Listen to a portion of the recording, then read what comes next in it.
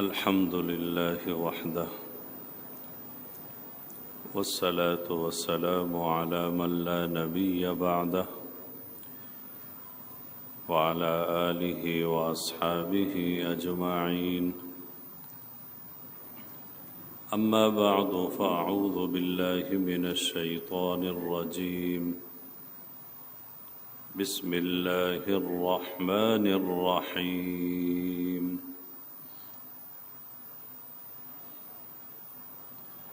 يا أيها الذين آمنوا استعينوا بالصبر والصلاة إن الله مع الصابرين.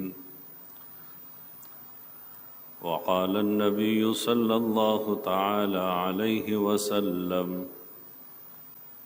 أحب الأعمال إلى الله أدومها وإن قل. وقال النبي صلى الله تعالى عليه وسلم من أحيا سنتي عند فساد أمتي فله أجر 100 شهيد، أو كما قال النبي صلى الله عليه وسلم صدق الله العظيم وصدق رسوله النبي الكريم، ونحن على ذلك لمن الشاهدين والشاكرين، والحمد لله رب العالمين. تمام احباب ایک بار درود شریف پڑھیں. اللهم صل على محمد وعلى آل محمد كما صليت على إبراهيم وعلى آل إبراهيم إنك حميد مجيد. اللهم بارك على محمد وعلى آل محمد كما باركت على إبراهيم وعلى آل إبراهيم إنك حميد مجيد. میرے محترم دوستو، عزیزو،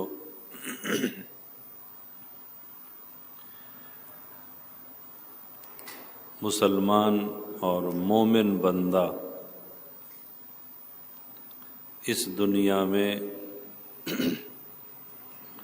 اللہ تعالیٰ کے احکامات کا، اللہ تعالیٰ کے قانون کا، اللہ کی شریعت کا پابند ہے. جو شخص، جو مومن اللہ تعالیٰ کے قانون، احکامات اور شریعت پر جتنا عمل کرے گا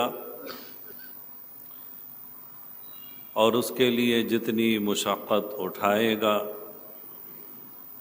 اور اس کے لیے جتنی قربانیاں دے گا، تو اللہ کا قرب اسے اسی کے بقدر نصیب ہوگا. حضرت امام بخاری رحمۃ اللہ علیہ نے اس پر ایک مستقل عنوان اور باب قائم کیا ہے کہ اجر و ثواب بقدر مشقت اور بقدر خرچ نصیب ہوتا ہے. ام المومنین سیدہ عائشہ رضی اللہ عنہا سے رسول اللہ صلی اللہ علیہ وسلم نے یہ ارشاد فرمایا کہ جتنی آپ کی مشقت ہوگی، جتنا آپ کا خرچ ہوگا، اس کے بقدر آپ کو اجر اور ثواب ملے گا. تو اس سے یہ بات واضح ہو گئی کہ اجر و ثواب بقدر مشقت، بقدر قربانی ملتا ہے. لہذا اللہ تعالیٰ کے احکامات پر ہم جس قدر قربانی کے ساتھ، جذبے کے ساتھ، مشقت کے ساتھ، عقیدت کے ساتھ عمل کریں گے، اتنے بڑے بڑے درجات اللہ عمل کرنے والے کو نصیب فرمائے گا۔ حدیث شریف میں آتا ہے کہ جو نماز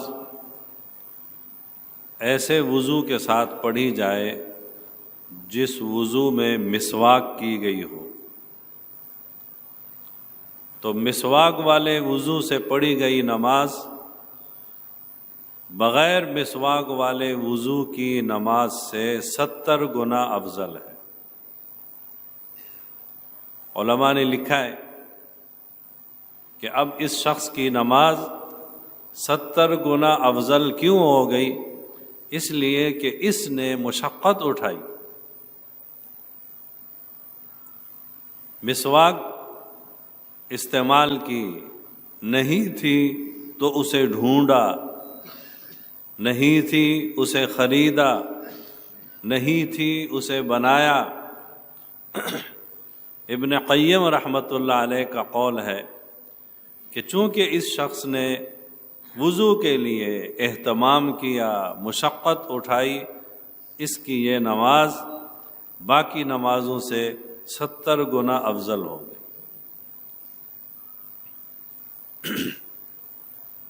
یہی ہر نیکی کے عمل میں ہے۔ جو شخص جمعے کی نماز کے لیے آتا ہے اور سب سے پہلے آتا ہے، مشقت اٹھائی، سب سے پہلے آیا، مصروفیات کو چھوڑا، اس کے لیے اجر و ثواب بہت زیادہ ہے۔ جو دوسرے نمبر پر آیا اس کے لیے اس سے کم ہے، جو تیسرے نمبر پر آیا اس کے لیے اس سے کم ہے۔ حدیث شریف میں باقاعدہ ترتیب سے بتایا گیا کہ جو شخص پہلی گھڑی میں آتا ہے وہ ایسا ہے گویا کہ اس نے اللہ کے راستے میں ایک اونٹ کی قربانی کی۔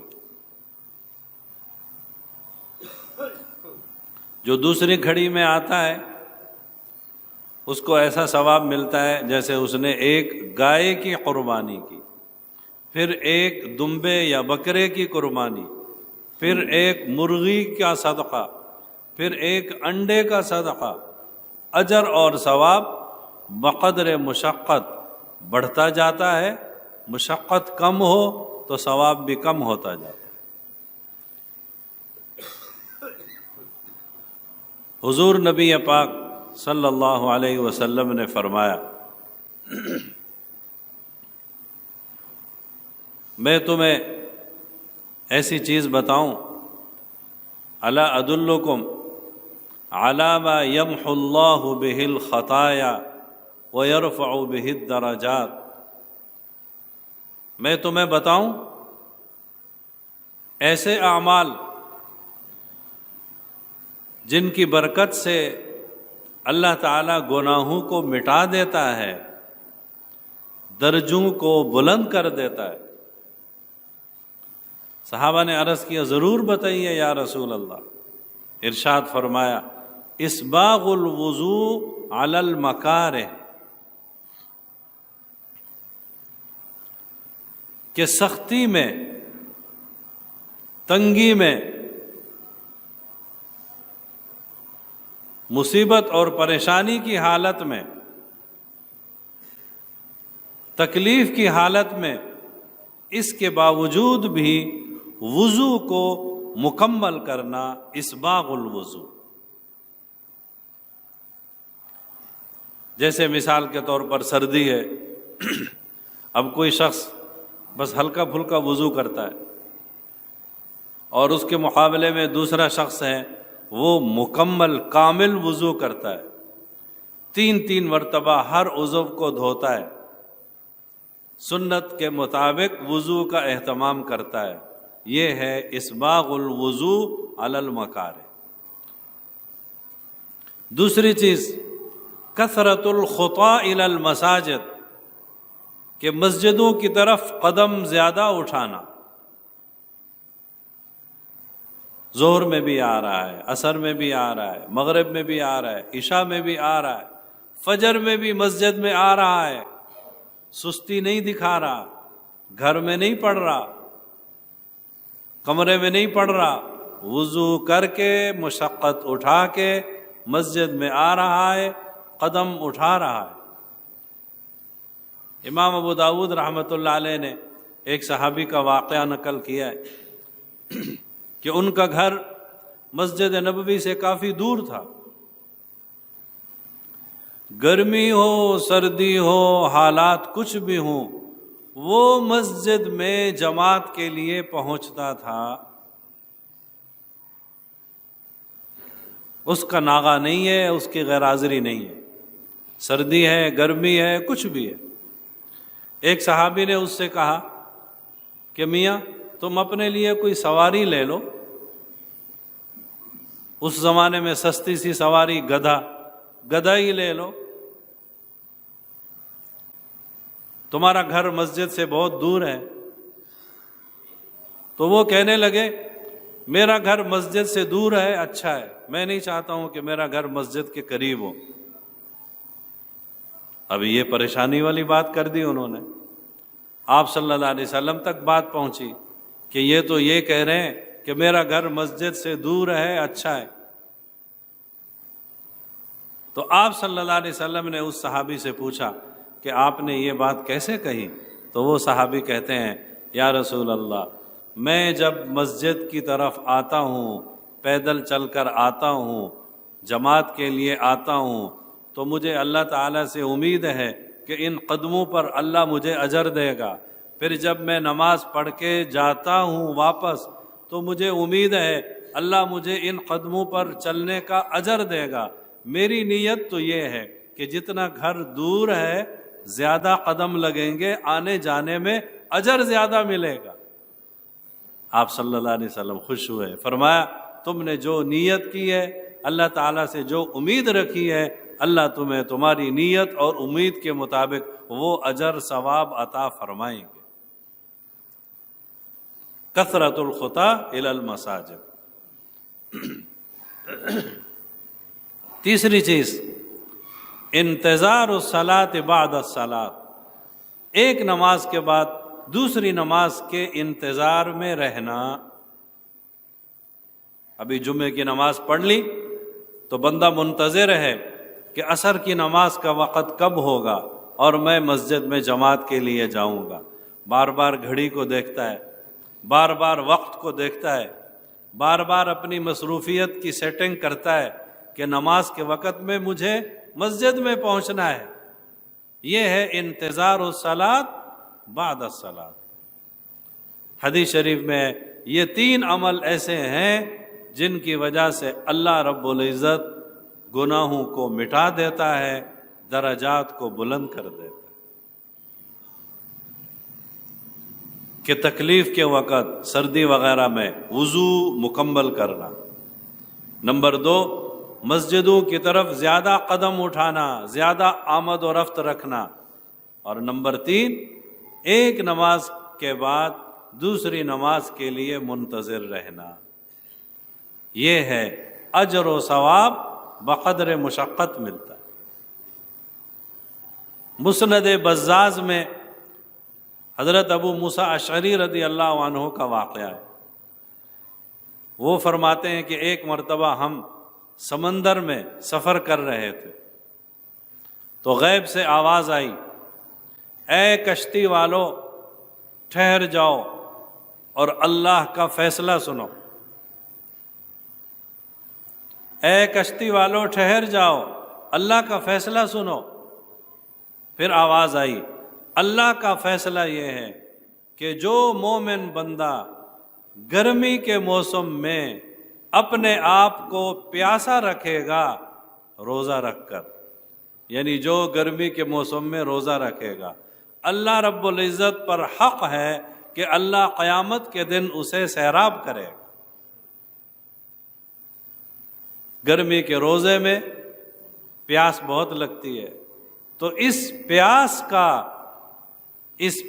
کا اجر ثواب اور صلہ قیامت کے دن اللہ کیا دے گا کہ اس دن اللہ اسے سیراب کرے گا، جنت کی نہروں سے، حوض کوثر سے اپنی رحمتوں سے اللہ اس کو سیراب کرے۔ حضرت ابو موسیٰ اشعری رضی اللہ عنہ فرماتے ہیں میں نے جب یہ آواز سنی تو پھر میں گرمی کے دنوں میں روزے رکھنے کا انتظار کرتا رہتا تھا کہ کب آئے گا گرمی کا دن اور میں روزہ رکھوں گا اور اللہ مجھے یہ والا اعزاز نصیب فرمائے۔ حضرت معاذ بن جبل رضی اللہ عنہ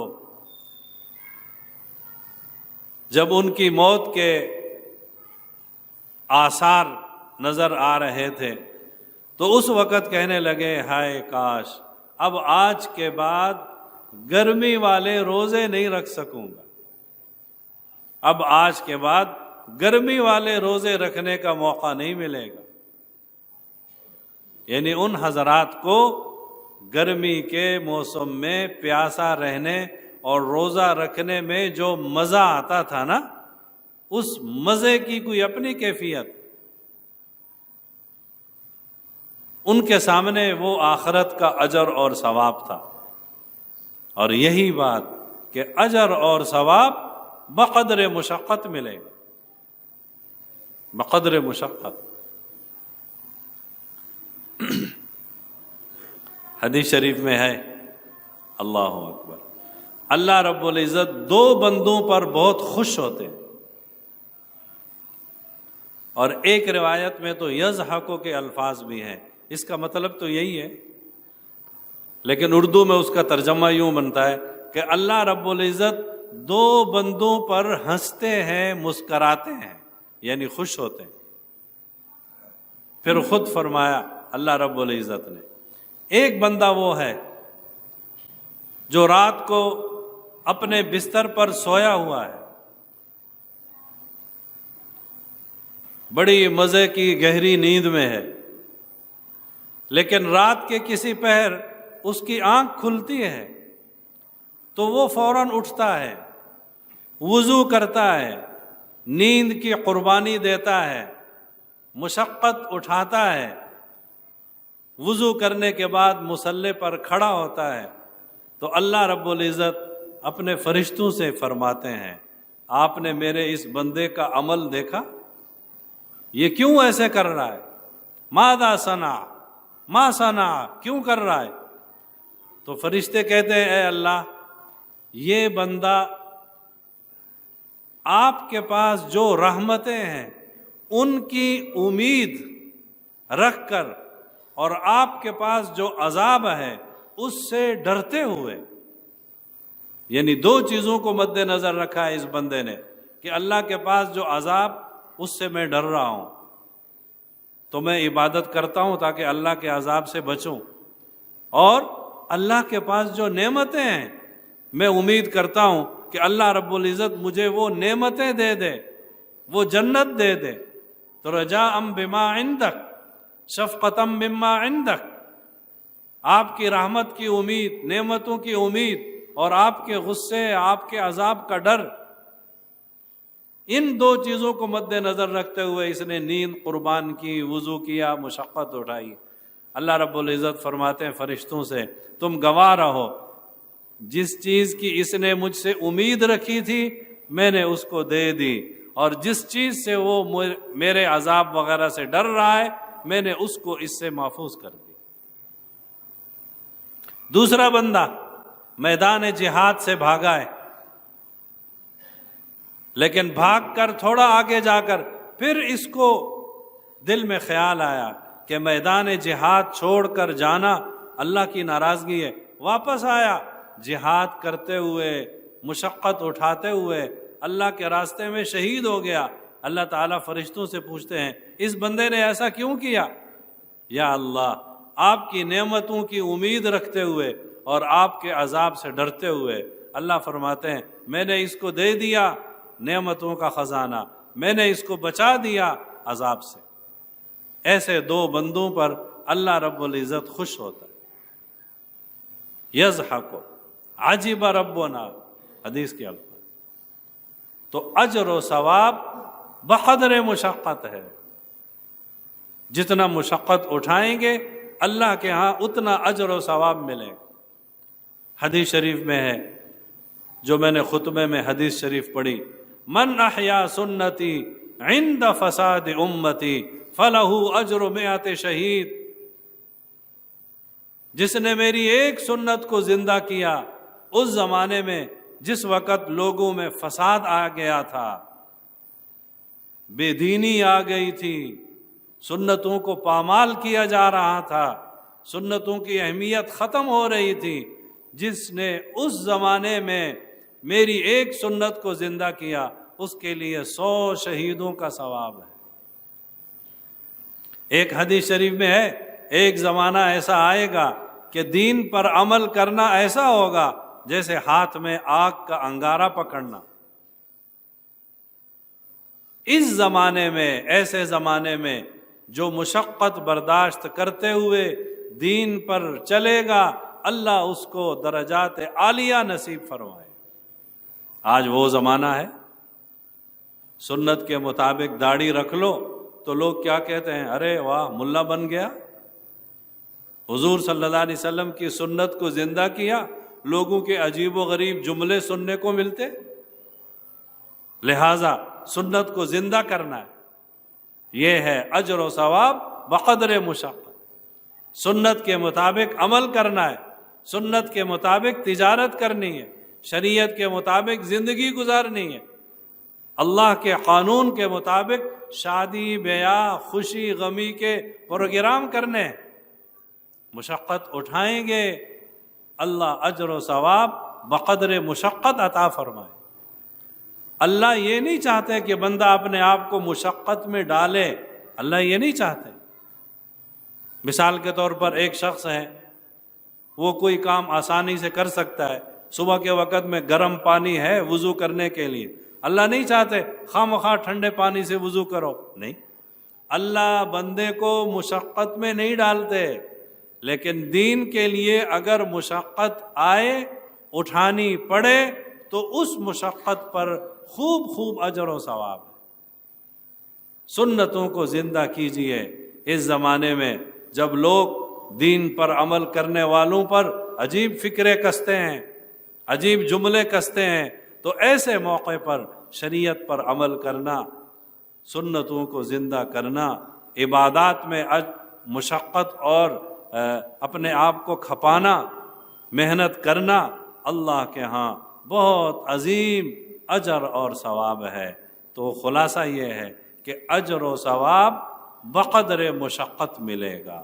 اللہ رب العزت ہم سب کو عمل کرنے کی توفیق نصیب فرمائے، آمین ثم آمین، وآخر دعوانا ان الحمد للہ رب العالمین۔